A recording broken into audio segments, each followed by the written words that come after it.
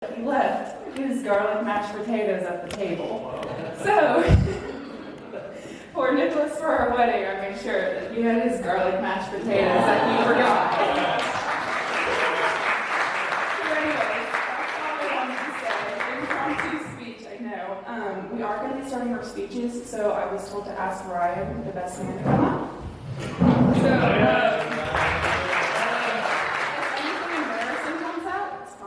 true. Don't believe it. Oh, it's true. I don't know. It's true, all right. Listen. Okay, thank you. Everyone give Ryan a round of applause.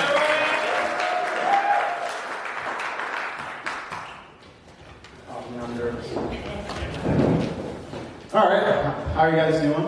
For those who don't know me, my name is Ryan, and I have the honor of being Nick's best man. I've known Nick for a long time. We met in 6th grade, and I'll never forget the first time meeting Nick. I still remember the moment like it was yesterday. I walk into homeroom on the first day of middle school, and I was the only one in there. I take a seat, and who comes in next but the man himself? Sorry, I lost my place.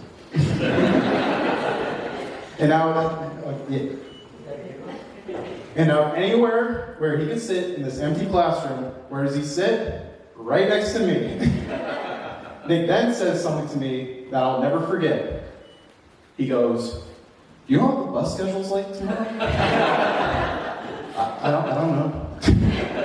From there, it was a blossoming relationship.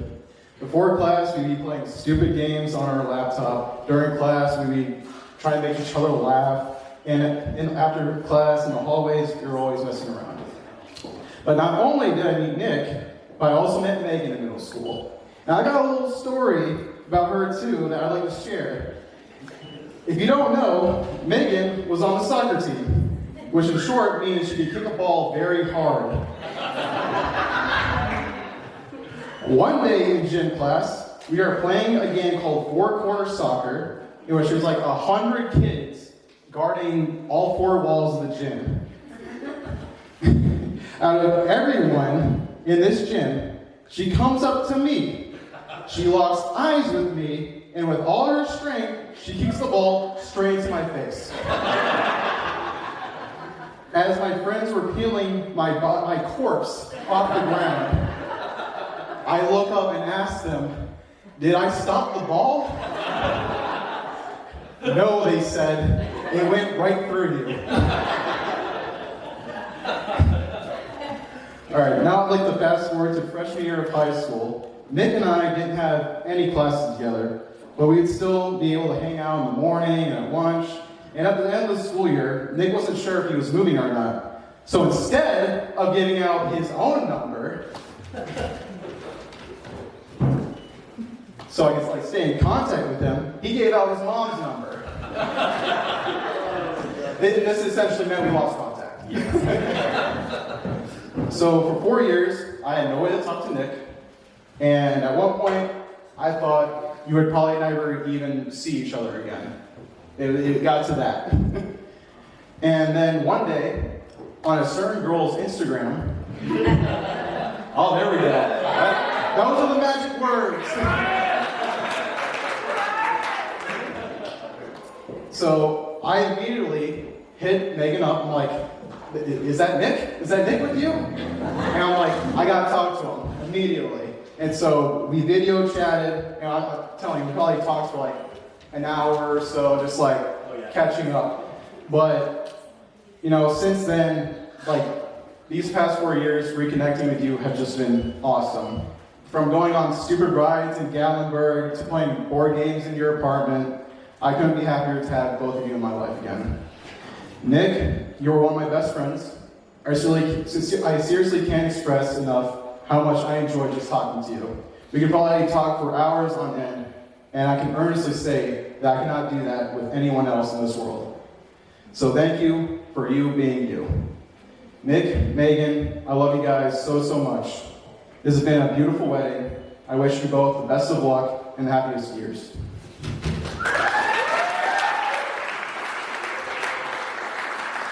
So I don't have time to write a speech. I honestly went back and forth on what to write about. because where do you start with such an epic love? I came to the conclusion that I probably should start from the beginning because I was there from the very beginning. Get excited, yeah. Now I like to fancy myself a bit of a matchmaker.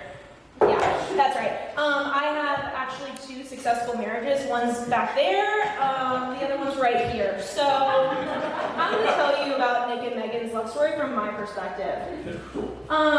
During the ceremony, the pastor did mention, God knew that, back in 6th grade and stuff. You know who else knew? God was talking to me. Because I also knew. I also called it. Okay, it started back in 6th grade. I'd see them running around. We had a track at West Valley, and they'd be chasing each other during PE around the track. Immediately, I knew that was my next pair. Okay? So, as I do, I totally meddled and inserted myself into 2 strangers' lives. Because obviously I knew they were in love and meant to be. A bit of a romantic, yes. And of course it was my business at that point. So I immediately started questioning both of them individually at different times. Again, we were not friends. At this point. I also forced myself into their lives. And they would both consistently lie to me and be like, oh no, we're just friends. And then as the years went on, I'd be like, no, we're just best friends. Okay, right. So you chase each other, all your best friends around on the track? Mm-hmm. Okay. Poor Nick, he actually ended up in a class with me in ELA. I believe I sat directly behind him, which is perfect. Because then I could tap him on the shoulder every single day and be like, how's Megan? How's that? And he'd always, I'd ask him daily, and he'd always kind of deny or plead the fifth and ignore me. And I was like, well, that's not very gentleman-like. I don't know if I want you with Megan anymore. Anyways, the love story got a little bit rocky when Nick moved away at the end of freshman year. They ended up losing touch, and I've honestly never seen Megan so sad. Anytime you'd ask, she'd be like, I lost my best friend. At the end of the day, best friend, please. In her mind, she'd never see him again. Though, of course, she wasn't willing to admit it to anyone. She was 100% in love with him, and I'd always be like, yeah, best friend. But they were interlinked, meaning meant to be. Out of some crazy God thing, they were put back into touch at the beginning of our senior year, which I found out now it's because of Ryan. God thing, though, I still give them that glory. They picked up right back where they left off, as best friends do. Thankfully, Megan, after a bit of interrogation, began to admit that she loved him, and her and I would talk every single day. Every single day at soccer, I'd interrogate her about it and be like, tell him, and she'd be like, no, we're just friends. I don't want to lose the friendship, whatever. And then she would say, I'm gonna do it. Randomly I'd receive text, I'm gonna tell him. No, she'd chicken out every single time, and I'd be like, okay. Then one night, she said she was gonna do it, and I was like, okay, Megan, you are immediately texting me, I just did it, ha ha ha ha ha ha. And I was like, what? I remember calling her, and she's like, hang on, I think Nick might want to call me, whatever. And I was like, no, send me the screenshots, send me all this stuff. I actually have those. And it's the most proud I've ever been of her. That was the most outgoing thing I've ever seen her do. She was tough on that one. Then they decided just to be best friends. And I was like, okay, that's so cool because of long distance, blah, blah, blah, some BS, excuses. Honestly, I think they were just scared of losing each other and being, losing that best friendship. Because they couldn't live without each other, to be honest. Finally, though, they saw they couldn't live without each other, and you could actually get married and date and not live without each other. And then they finally did officially date. And in my mind, they've been dating ever since 6th grade, because I like to say that I put them together. Throughout this journey, Megan and Nick have taught me a lot of things about relationships. So, one being how you should date someone that makes you roses made out of restaurant napkins. Yeah, Nick actually does do that. And I don't suggest double dating with them because it will make you feel single sitting next to the person you're dating while he makes a little rose out of a napkin. And I'm like, dude, what are you doing? And then you get sad a little bit. So I digress. Just don't go double dating with them. Another example being you should have shared household chores when moving in together, and how to have healthy conversations when someone, Megan, doesn't do those household chores. But most importantly, Megan and Nick have taught me that the greatest and deepest level of love is friendship. Without friendship, you just don't have anything, and you get to choose the people you love. It isn't just always an overpowering feeling that you get every single day. You choose to wake up and love that person again and again, even when you don't necessarily like them. But Nick and Megan have showed me that it isn't possible to choose the person if they aren't your greatest friend. Megan and Nick have had many ups and downs, but to the core of their relationship, they were always best friends first. So, I don't have a glass, but I'd like to raise a glass to a lifelong friendship. Love you guys. Oh, one more. I wanted to ask if anyone wanted to say a few words for them. Also, anyone? Just a couple.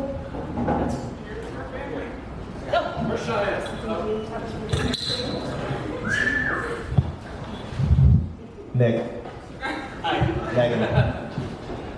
You guys have been wonderful to me in my life. I've known you 3 years. I've known Megan a little over a year. I just gotta say, truly, you are a blessing. Truly being able to see you guys in the later half of y'all relationship for sure. 6th grade's a long time ago, isn't it? 11 years. 11 years. How many months? How many months?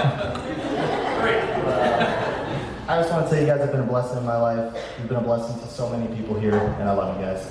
Truly, you guys are wonderful people, and you've made it even more wonderful pair. It is a beautiful thing.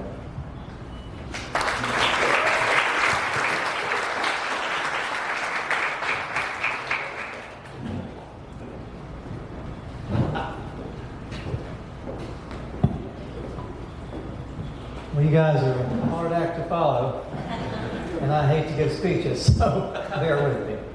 Anyway, good evening, everybody. Thank you for coming to this special celebration. I have the honor of being the father of the groom, Nicholas Davis. I'm Robert Davis, in case you don't know.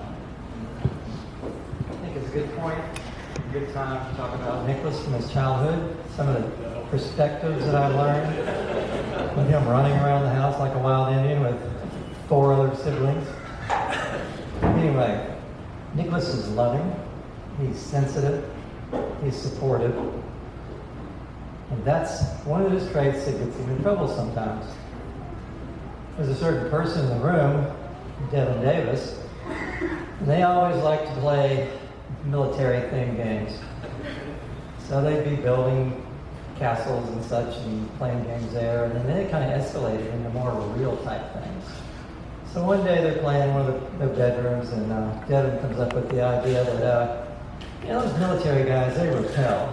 We should do this. So this bedroom is elevated 6 feet roughly from the window to the grassy front lawn. And so they open the window. Nicholas, of course, is always Devin's victim. And Nicholas, supportive as always, jumps up on that windowsill, and Devin walks up and hands him a kite string. And he says, you just fall out and walk down the brick wall to the grass down there, and I'll hold on the other end. Well, Nicholas just leans right back and plummets to the grass, knocks the air out of his lungs. And I only hear about these things, I don't know how many years later. And there's other stories which I won't bore you with. But anyway, so Nicholas, I think you learned something because you just went on a helicopter and you were able to pick the right kind of rope or string or whatever they use to lift somebody out from the Smoky Mountains and rescue them. So he does learn from his mistakes. So it is my good fortune to attend this ceremony. And as Nick and Megan begin this important journey of their life, I think they've established a firm foundation because they certainly captured each other's hearts. I've witnessed that. A little bit about Megan. Megan first showed up on the radar as this mysterious creature that lured Nicholas from the family room where we used to watch movies or play games together into his bedroom. He just started disappearing earlier and earlier. He'd be on the phone Who are you talking to? I'm friends. And I'm like, you never talked on the phone before. So gradually over time, it came out that it was a girl that he'd gone to elementary school with. And I said, oh, really? Okay. And then no name or anything, and it was just like very secretive. So I never did realize what that was all about. But anyway, eventually it was Megan. And, but, you know, they wouldn't share much, and I just said, oh, teenagers, you know, whatever. It'll fizzle out. Well, the next thing I know, we lived on the Mississippi Gulf Coast, and that's where he was, and she was in Knoxville, where we had come from. Next thing I know, I'm driving to Knoxville to drop Nicholas off in Knoxville because he put this whole complex life plan together. He's going to move to Knoxville, and it all mapped out, education, this and that, join the military, and I'm going to be a helicopter pilot. And I'm like, and this is when I first met Megan. I drive off, drop him off, we unload everything, blah, blah, blah, and this is Megan. I'm like, okay. Now, I know what the crux of this whole life plan is. This is where Megan's located. So you can imagine my worries here. So, I guess basically all's well that ends well, right? Because Megan has turned out to be one of the most loving, thoughtful, supportive individuals that I could ever hope to meet.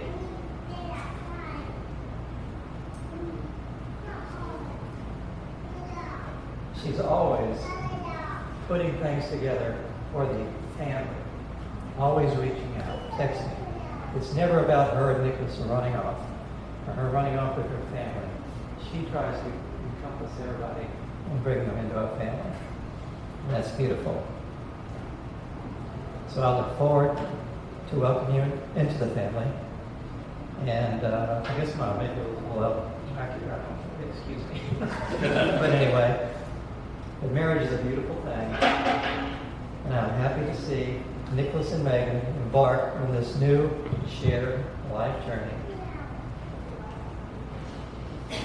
So I wish you well, and may you always nurture and grow your love, and each be a source of joy and happiness on this journey.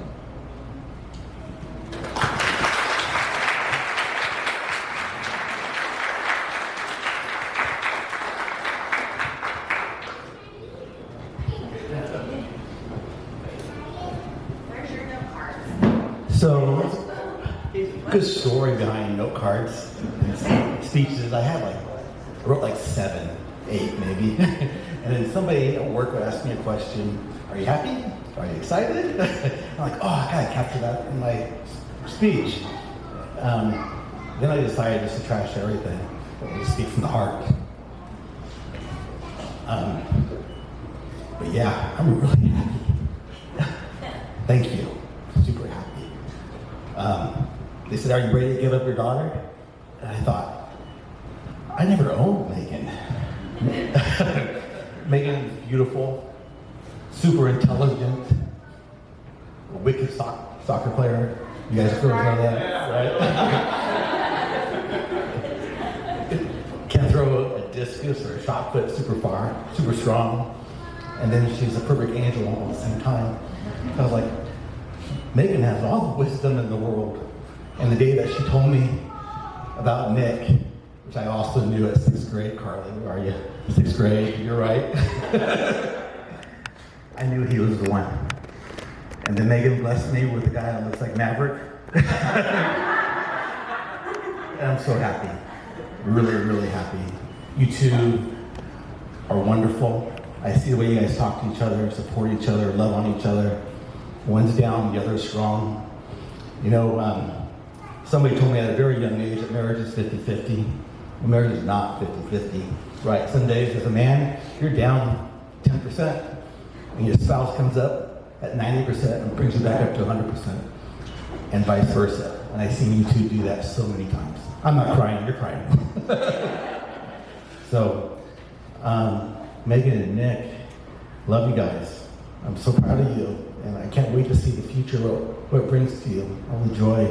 And this is all about you and both of you and your lives. And so a little story. I knew 6th grade Nick. Didn't think much about 6th grade Nick, right? And then 9th grade Nick I met. Well, actually didn't meet. So what happened was I was picking up Megan from school. She's going to Bearden High School. She said, meet me at Burger King. So there's this guy dressed in all black. Black trench coat, right? Black pants, black shirt. And I was like, who the hell was she talking about? And she comes in the car with the biggest smile. And I knew that was the one. It was always you, Dick. From the very beginning, it was always you. And to see my daughter this happy and knowing what she wants, she always goes for it. And she loves completely, 100%.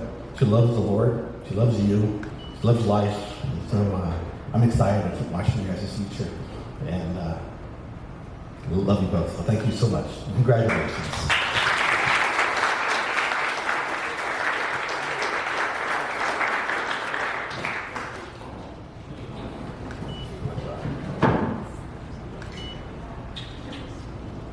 All right.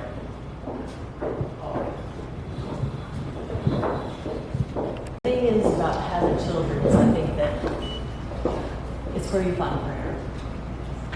Because when I found out I was going to have Nicholas, I prayed that God would give me the years and the time, the wisdom to be the mother that I needed to be. So when I held Nicholas in my arms for the first time, I looked at him, I prayed, God, make him like his father. And when Nicholas was a little guy, he was smart, curious, funny.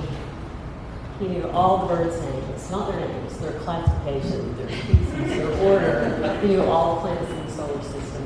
And by the time he was 7, he'd spent considerable times with all the retired veterans and learned to become quite the woodworker, and he could whittle. And so I realized I was getting left out, so I was like, God, make him more like me. And he did. He became charming. Headstrong, opinionated, obstinate. And I said, that's enough. I prayed, God, make him well. And I watched Nicholas grow into learning the power of devotion and prayer, the grace of being humble, being true to his word. But I'm his mother, and I knew something was missing. So I said, God, please make him happy. And he said, no. And Nicholas, your father, couldn't be more proud.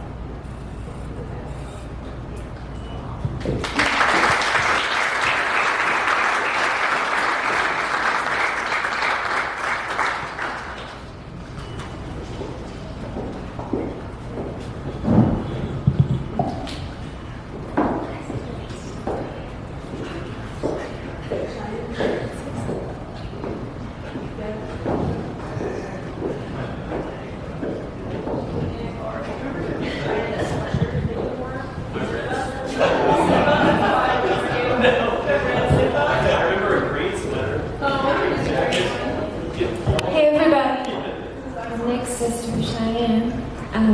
Kind of twisted everybody's arm to get up here and give a speech today, but for me to you, there are no words. We shared all of our life together, and you know how I feel about you. We owe everything to Megan, though. She has brought my brother out of his shell, and you're back, and it's just, we couldn't have asked for anything better. So I'm so proud of you guys. I can't wait to see where this goes, and welcome to the family.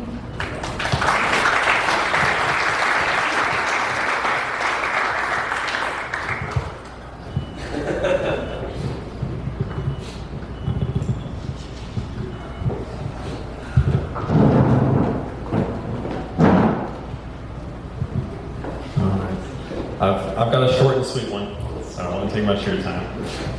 For those of you who don't know me, I'm Devin. I'm Nick's brother. Nick, I'm very proud of you. You've achieved a wonderful task today of finding a wife to spend the rest of your life with. Let's see. And as Dad said earlier, tasks are hard. And I gave a lot of hard tasks to Nick when we were younger, including falling out of the window. But unlike that little string I gave you, you found something a lot stronger today. And so I'm very proud of you all.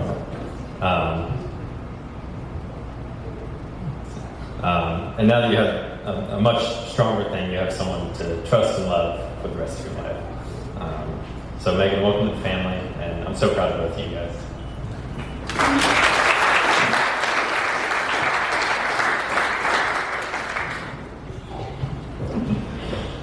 All right. Don't have too much to say, but probably one of the very few people here who did not know Nick in 6th grade. However, I cannot remember a time in my life where I did not know Megan. My name's also Megan, and our parents met when we were, I don't know, newborns, whatever. I don't even know, but we grew up together, and having something so special as a best friend with the same name, you were just such a special friend to me. We actually came up with a nickname for each other to try to differentiate who was who, and it was Lala, because, we were children. But we never quite could agree on who the Lala was and who the Megan was, because we both wanted to have our own names, so the differentiation didn't really work out too well, but to this day we still bring it up and keep calling each other Lala. And so when I first heard about Nick, I think we were in high school maybe, catching up. I lived in Washington at the time, so we stayed in touch when Megan moved away. And she's like, this guy, he's cool. I was like, okay, whatever. And then I ended up moving to Alabama and went up to visit Megan. As soon as I got there, I was like, I'm finally so close. And she's like, cool, we're gonna go see this guy, his name's Nick or whatever. And I was like, really? Okay, whatever you say. Very determined not to like him, of course, because she's my best friend and no one would ever be good enough for her. I kept that pose for a little while, but Nick, I guess you wore me down, because I am just so happy for both of you, and so happy that Megan found a man like you, and I wish you guys the best.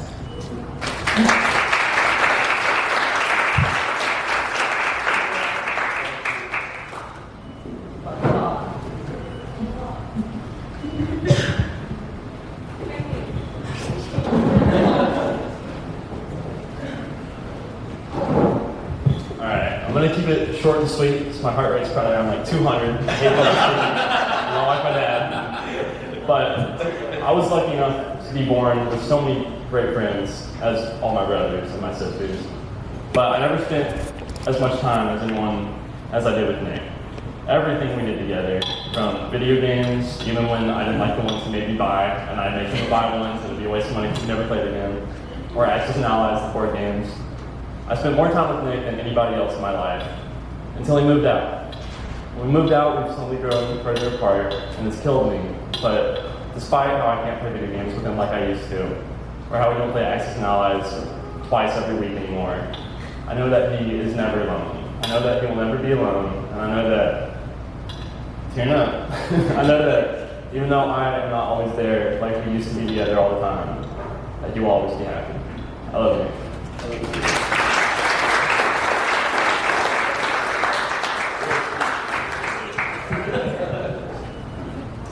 Aiden! All right. So for those who don't know me, my name is Aiden. I'm a childhood friend of Nick and the Davis family. And I've known Nick for a very long time, and I still remember the day I met him. We pulled up to this pool. I see him walk behind a car, and I'm like, oh, that's strange. And then I'm talking to Jake, and this guy just jumps out, jumps in me, and I'm like, crazy way to, introduce to someone you've never met before, right? But, we stayed being friends, and it feels like just last month we were playing zombies on the Xbox, or, we were standing in your kitchen late at night. Jake was mad because he's like, you stole my best friend, like, where is he? And we're just having a good time, and it's really cool being able to see you then and you now, and I'm very grateful that I've been able to see you this far, and I love you like a brother, and I love you and Megan so much, and it's just, you guys have something special, and that's really beautiful to see.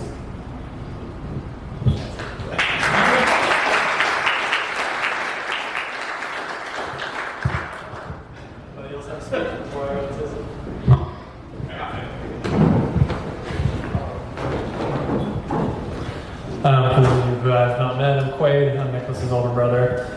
I think Nicholas and Megan have been dating for a very long time, and now they have committed to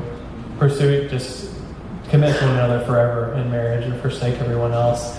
That is a very honorable and that is a beautiful thing that you've done together. I've seen a lot of relationships, I've seen a lot of people be together, and you are one. It's very obvious how much you love each other and how you mesh right together. It's really beautiful to see. Nicholas, as he's grown up, he has, at some point he transitioned into seeking how to be a stronger man, how to be a stronger leader, and now that you have entered into this position as a husband, I have full confidence in you that you're going to keep seeking that, you're going to keep seeking how to lead as a man of God, and you're going to lead your household well, and you're both going to support each other both ways, and it's going to be a beautiful relationship, and I'm very happy for both of you, and just remember that your family and your friends are always there to support you whenever you need us.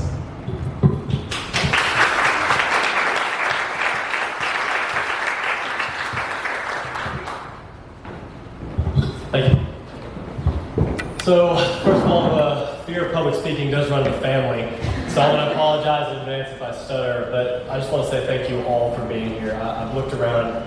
I was talking to Megan earlier, but it is overwhelming to literally look at every table and see a loving face staring back at me. But for people I've met from college to straight up family, friends of friends, everyone's had such kind words to say.